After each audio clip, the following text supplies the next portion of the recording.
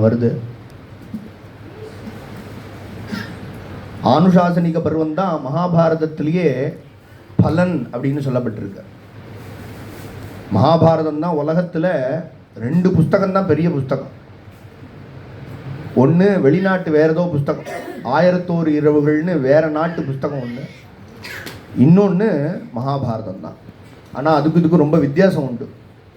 என்ன அப்படின்னா, அந்த மகாபாரதம் அந்த இன்னொரு புஸ்தகம் சொன்னேனே 1001 இரவுகள் நிறைய பேர் சேர்ந்து எழுதின ஒரு நாவல், லௌகிகமான விஷயம் எழுதியிருக்கு. அதனால அது ஒரு பெரிய புஸ்தகம். ஆனால் மகாபாரதம் என்னன்னா, வியாசாச்சாரியால் ஒத்தரே சிருஷ்டி பண்ணிவிட்டார் அப்படிங்கிறார். அச்சதுர் வதனோ பிரம்மா விபாஹுர் அபரோ ஹரிஹி அபால லோச்சன சம்பு பகவான் பாதராஜனஹான்னு மும்மூர்த்தி ஸ்வரூபமாக வியாசாச்சாரியார் இந்த மகாபாரதத்தை சிருஷ்டி மாதிரி பண்ணிவிட்டார் அப்படிங்கிறார். 1,00,000 ஸ்லோகம் அந்த மகாபாரதம். ஒரே தினது மனுஷனால சாத்தியம் இல்லை அப்படிங்கிறதுனால தான் அவரை மகாவிஷ்ணுன்னே சொல்கிறோம். வியாசாய விஷ்ணு ரூபாய. இந்த மகாபாரதத்தில் ஆனுசாசனிக பருவம் தான் தர்மம் சொல்கிறேன். மிச்சதெல்லாம் கதை, நிறைய தர்மங்கள். எந்த கதையுமே மகாபாரதத்தில் வீணான கதை இல்லை, அதில் ஒரு தர்மம் இருக்கும். ஆனால் ஆனுசாசனிக பருவம் முழுக்க முழுக்க தர்மம் தான் இருக்கு, வேற கதையே இருக்காது. அதுலேயும் விசேஷமாக எல்லா தர்மத்தையும் சொன்னதுக்கப்புறம் இன்னும் சொல்லுங்கன்னு கேட்டுகிட்டே இருந்தார் தர்மபுத்திரர். கடைசியாக கேட்டார், இன்னும் ஏதாவது விசேஷமாக சொல்ல முடியுமா நீங்கன்னு கேட்டார். அப்போ தான் விஷ்ணு சஹஸ்ரநாமத்தை சொல்கிறார். கிமேகம் தெய்வத்தம் லோகே கிம்வாப்யேகம் பராயணம் துவந்த கங்கமர்ச்சந்த பிராப்னியுகு மாணவாகா சுபம். இந்த லோகத்தில் நீங்கள் இத்தனை தர்மம் சொல்லிவிட்டே, ஆனால் எங்களாலலாம் செய்ய முடியும்னு சொல்லலை. தெரியல செய்ய முடியுமான்னு. ஸ்ரத்த இருக்கிறவா செய்யலாம். ஆனால் எங்களுக்கு சுலபமாக ஒரு ஷார்ட்டாக ஒன்று சொல்லுங்க அப்படின்னு சொன்னதுக்கு தான் விஷ்ணு சஹஸ்ரநாமத்தை சொல்கிறார். கிமேகம் தெய்வத்தம் லோகே, ஒரே தெய்வமாக இருக்கணும். அந்த தெய்வத்தை ஆராதனை பண்ணால் எல்லா தெய்வத்தையும் ஆராதனை பண்ண மாதிரி இருக்கணும். கிம்வாப்யேகம் ஏகம் பராய, கிமே ஏகம் தெய்வதம் ஏகம் பராய, ஒரே ஒரு பாராயணம் பண்ணுற மாதிரி இருக்கணும். அந்த பாராயணமும் எப்படி இருக்கணும்னா, பூஜை பண்ணுற மாதிரி. பாராயணம் வேற பூஜை வேற அப்படின்னு இல்லாமல் அதே பாராயணத்தையே பூஜை பண்ணுற மாதிரியும் இருக்கணும். ஸ்துவந்தா அர்ச்சந்தா, அர்ச்சனையும் பண்ணுற மாதிரி இருக்கணும், பாராயணம் பண்ணுற மாதிரி இருக்கிற ஒரே ஒரு ஸ்தோத்திரத்தை சொல்லுங்க. அது எல்லா சாரமாகவும் இருக்கணும். நீங்கள் இத்தனை தர்மத்தை சொன்னாலே, இத்தனை தர்மத்தினுடைய சாரமாக 8000 ஸ்லோகம் தர்மம் சொல்லியிருக்கார். அதில் 108 அந்த 100 ஸ்லோகம் தான் விஷ்ணு சஹஸ்ரநாமம் சாரமானது. இந்த 8000 ஸ்லோகத்தோட சாரம் தான் இந்த 100 ஸ்லோகம். அப்பேற்பட்ட இந்த விஷ்ணு சஹஸ்ரநாமத்தை சொல்லி மகத்தான தர்மமாக சொல்லிவிட்டார். யாராருக்கு என்னென்ன வேணுமோ எல்லாம் கிடைக்கும் இல்லையா. இதி சங்கீர்த்தனீயஸ்ய கேசவஸ்ய மகாத்மனா நாம் சஹஸ்ரம் யுக்தானாம் அசேஷேன பிரகீர்த்திதம். அதனுடைய மகிமையை வாக்குனால் சொல்லி முடியாது. யாராருக்கு என்னென்ன வேணுமோ. வேதாந்த கோ பிராமணஸ்யா, பிராமணாளுக்கெல்லாம் என்ன வேணும்னா பிரம்மஜானம் வேணும். பிராமணாளுக்கு பிராமணாங்கிற அந்த வார்த்தையினுடைய அர்த்தமே பிரம்மஜானம் தான். பிரம்மஜானம் இல்லைன்னா பிராமணாள்னு சும்மா பேரில் வேணால் சான்றிதழில் போட்டுக்கலாம், பிரயோஜனம் இல்லை. அந்த பிரம்மஜானம் வரணும்னா அதுக்கு என்ன பண்ணணும்னா விஷ்ணு சஹஸ்ரநாமம் தான் படிக்கணுமா. அதனால தான் சொல்கிறார், வேதாந்த கோ பிராமணஸ்யாத். பிராமணாளுக்கு விஷ்ணு சஹஸ்ரநாமம் ஒன்று தெரிஞ்சுடுத்துன்னா ஞானம் வந்துடும். க்ஷத்ரியோ விஜயே பவேத், க்ஷத்ரியாலாக இருந்தால் ஜெயம் கிடைக்கும். வைஷ்யா தனசமிருத்திச்ச, வைஷ்யர்களுக்கு தனசமிருத்தி ஏற்படும். இப்படின்னு அவாவாளுக்கு என்னென்ன வேணுமோ எல்லாம் கிடைக்கும். அப்படின்னு எது முக்கியமோ அது கிடைக்கும். அதுக்கப்புறம் அதுக்குள்ளே எல்லாமே அடக்கம் இல்லையா. அதனால் விஷ்ணு சஹஸ்ரநாமத்துக்கு அவ்வளோ பலனை சொன்னார். யாராருக்கு என்னென்ன வேணுமோ அந்த பலன்கள்லாம் கிடைக்கும். அப்புறம் என்னன்னா, பொதுவாக இந்த சரீரத்துக்கு வியாதி இல்லாமல் இருக்கணும், அதுதான் முக்கியம். 100 வயசு இருந்துட்டு ஒரு வியாதியோடையே 100 வயசு இருக்கிறத விட எத்தனை நாள் இருக்கோமோ அத்தனை நாளைக்கு ஆரோக்கியமாக இருக்கணும். அதனால் இந்த விஷ்ணு சஹஸ்ரநாமத்தை மருந்தாக சொல்லிவிட்டேன்.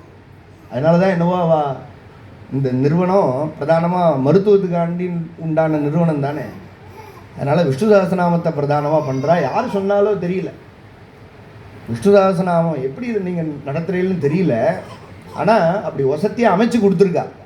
யார் அமைச்சாலும் அவள் ரொம்ப அழகாக அமைச்சு கொடுத்துருக்கா விஷ்ணு சஹஸ்ரநாமம். இது என்னென்னா, இங்கே ஏதோ நம்ம அர்ச்சனை பண்ணுறோம்னு இல்லை, இந்த ஆற்றுல பண்ணுறது இல்லாமல் இந்த ஊருக்கு க்ஷேமத்தை கொடுக்குங்கிறது. உத்காயத்தீனாம் அரவிந்தலோச்சனம் விரஜாங்கனானாம் திவமஸ்பிருஷத்வனிஹி தத்தனஞ்ச நிர்மந்தன சப்தமிஸ்ருதோ நிரஸ்யதே ஏன திஷாம மங்கலம்ங்கிறது பாகவத். பகவானுடைய இந்த திருநாமம் என்ன பண்ணுவான்னா, ஏதோ இருக்கிற இடத்துல சொல்கிறவாளுக்கு மட்டும் க்ஷேமம் இல்லையா, நிரஸ்யதே ஏன திஷா, எல்லா திக்கையும் போய் சுத்தம் பண்ணிட்டு இருக்குமா இந்த சப்தம். அப்படியெல்லாம் போய் மகாவிஷ்ணுனுடைய இந்த நாமத்தை, விஷ்ணு சஹஸ்ரநாமத்தை சொல்லியிருக்கார். அதில் இந்த மாதம் ரொம்ப வசதியான மாதம். ஏன்னா இந்த மாதத்தில் என்னென்னா, கன்னியா மாதம்னா நம்ம தமிழில் புரட்டாசி மாதம். புரட்டாசினாலே தமிழ்நாட்டில் எல்லாருக்கும் தெரியும், விரதமாலாம் இருப்பா, எல்லா ஜாதிகாராலும் இருப்பா. ஏன் அப்படின்னா, இந்த புரட்டாசி மாதத்தில் தான் வெங்கடேஸ்வரர் பூமிக்கு வந்த நாளாம்.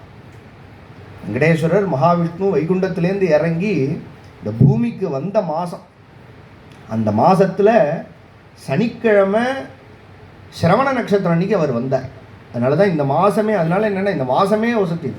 தெய்வங்கள்லேயே எத்தனையோ தெய்வம் இருந்தால் கூட திருப்பதியைத்தான் சொல்லியிருக்கு. குலதெய்வம் தெரியலைன்னா திருப்பதி எடுத்துக்கோங்கிற அது மாதிரிலாம் உள்ள ஒரு தெய்வம் அவர். அதனால் லோகத்துக்கே பந்துவாக இருக்கிற அந்த நாராயணனுடைய மாதம் இது.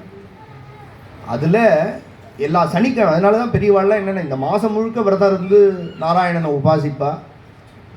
எல்லா ஜாதி வேற்றுமை இல்லாமல் எல்லாரும் நாராயணனை உபாசிப்பா இந்த மாதம்.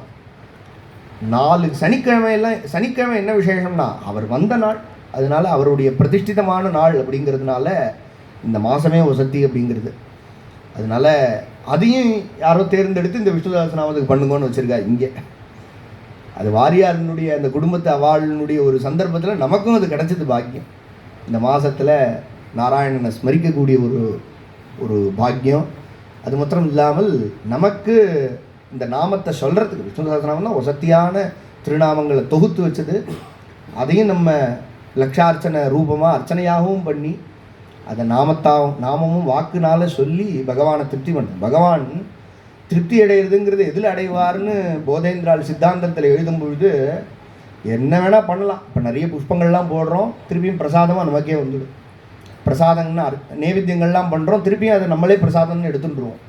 அவர் திருப்தியாக எடுத்துக்கிறது என்னன்னா நாம பாராயணம் தானா. இந்த நாம பாராயணம் நீங்கள் என்ன கோவிந்தா கோவிந்தான்னு ஒரு தடவை சொன்னேன்னா திருப்பி நமக்கு வராது, அதை அவரே எடுத்துட்டு வரான் இப்படின்னு சித்தாந்தத்தில் சொல்கிறாரு. அது மாதிரி இந்த திருநாமம் அவருக்கு பிரீத்தியானது. அதை நாம் பாராயணம் பண்ணுறதுக்கு ஒரு பெரிய பாக்கியம். இந்த மாதத்தில் இந்த வாரியார் குடும்பம் எல்லாரும் க்ஷேமமாக பகவானுடைய ஒரு கருணையினால் இருக்கணும்னு நாங்களும் பிரார்த்தனை பண்ணிக்கிறோம். அதுவும் தீபத்தில் பண்ணுறது, அதுவும் ஒரு விஷயம் சொல்ல விட்டு இந்த மாதம் தாமோதர மாதம்னு பேர், சாந்திரமானபடி. இந்த தாமோதர மாதம் நமக்கெல்லாம் கார்த்திகை, அடுத்த மாதம் தாமோதர மாதம். இவாளுக்கெல்லாம் வடக்க சாந்திரமானம்னு சொல்கிறா பார்த்தீங்களா, அவளுக்கெல்லாம் இப்போயே ஆரம்பிச்சாச்சு. இதுக்கு தாமோதர மாதம்னு பேர். இந்த மாதம் முழுக்க தீபந்தான் ஏற்றி பகவானை நாராயணனை திருப்தி பண்ணணும்னு சொல்கிறது புராணங்களில். அது மாதிரி அதையும் யாரோ ஏற்படுத்தியிருக்கா. தீபத்தில் அர்ச்சனை படத்தில் வச்சு அர்ச்சனை பண்ணாமல் தீபத்தில் அர்ச்சனை பண்ணுறது அப்படிங்கிறது பொதுவாக விஷ்ணு பூஜையிலேயே உண்டு. நம்ம வெங்கடேஸ்வர பூஜையிலேயே அந்த தீபத்தில் தான் அவரை பூஜை பண்ணுவோம். அந்த மாவு வச்சு மாவிளக்கு மான்னு சொல்லி அதில் வச்சு அதில் தான் பண்ணுவோம். அதையும் நம்ம இங்கே பண்ணியிருக்கோம். எல்லாம் அமைஞ்சு அழகாக லோகத்துக்கே க்ஷேமம். இந்த குடும்பமும் மேலே மேலே நிறைய தர்மங்களில் ஈடுபட்டு பகவானுடைய வெங்கடேஸ்வரனுடைய பரிபூர்ண கிருபையை அடையணும்னு நான் பிரார்த்தனை பண்ணிக்கிறேன். கோபிகா ஜீவனஸ்மரணம்.